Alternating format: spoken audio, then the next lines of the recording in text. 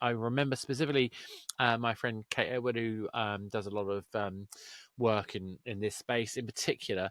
One of the biggest challenges she faced working with things like Age of Empires was that some translations don't go way beyond just language. They become questions about history.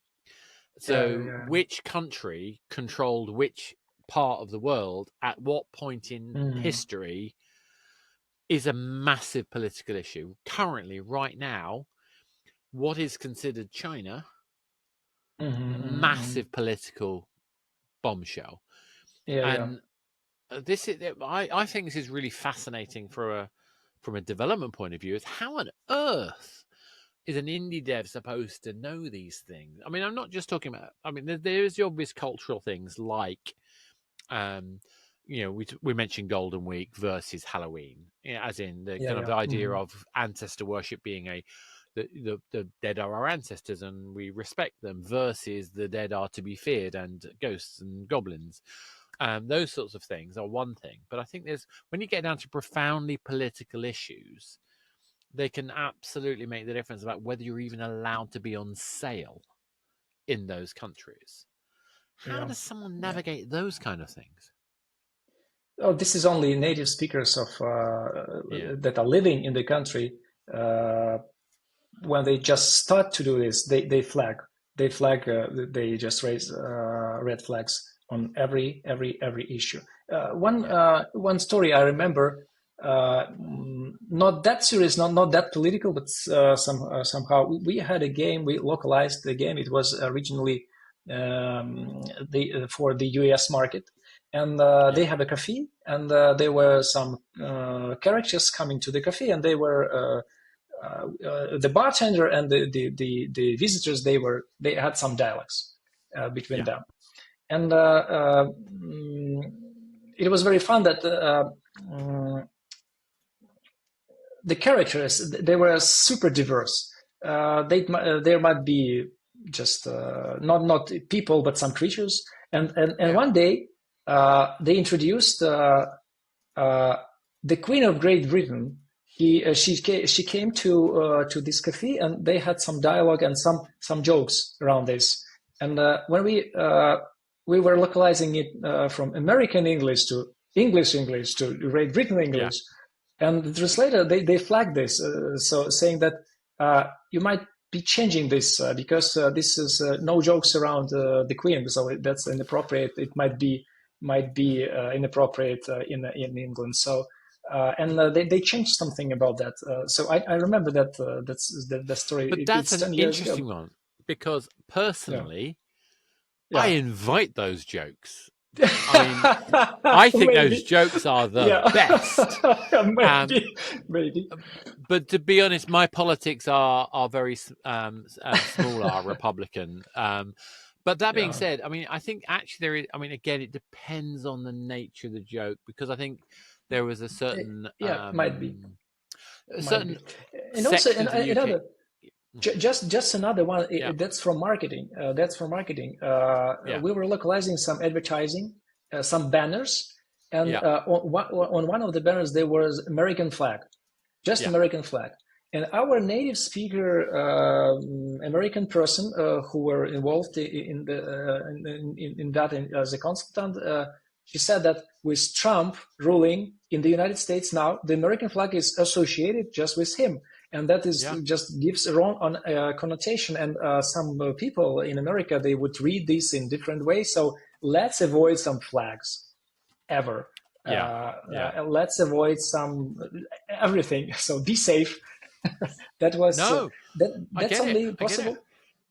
That's only possible when you work with natives living in their countries. And if we speak about China or Japan, there are lots of prefectures, and there are lots of. It's a universe, right? It's not. It's just not one Japan, for example. There are No. lots of things inside the country, and uh, if you start doing doing localization, you might be asking several people from different kinds, from Okinawa Yeah, or from Tokyo. They are different, yeah. absolutely different, sometimes culturally. Mm.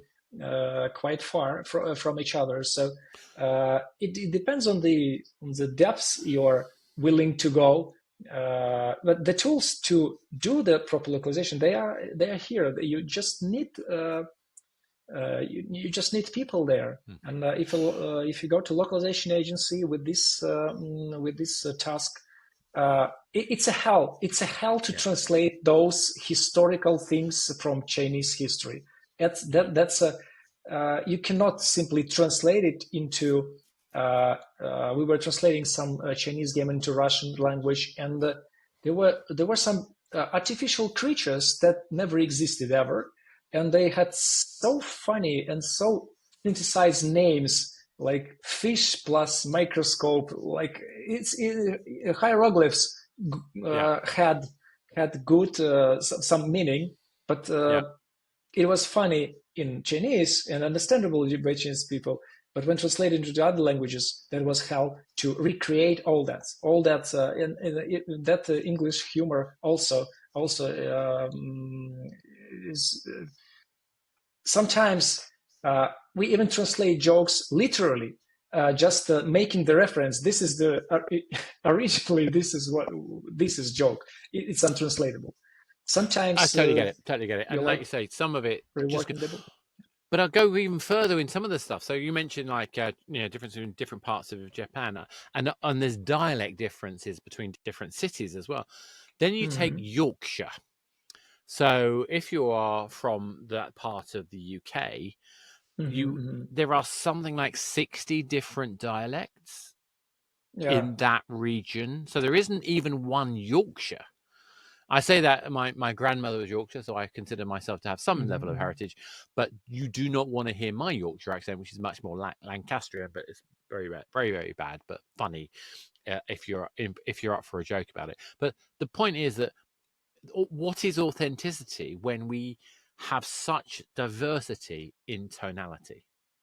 Anyway, I find that deliciously fascinating, and I think what I hope we've done is we've shown people who you guys who are listening, that there's a range of questions that come, and there's scales of iteration that we can go through in order to be able to address translation, localization, and culturalization issues. But at some level, we get to a point where politics will take a place, and sometimes that politics is going to be Yeah. politically sorry it's a structural, so like is this country historically in charge of that section of the world or not, but it can also come down to personal politics when you're dealing with things like the current situation in America.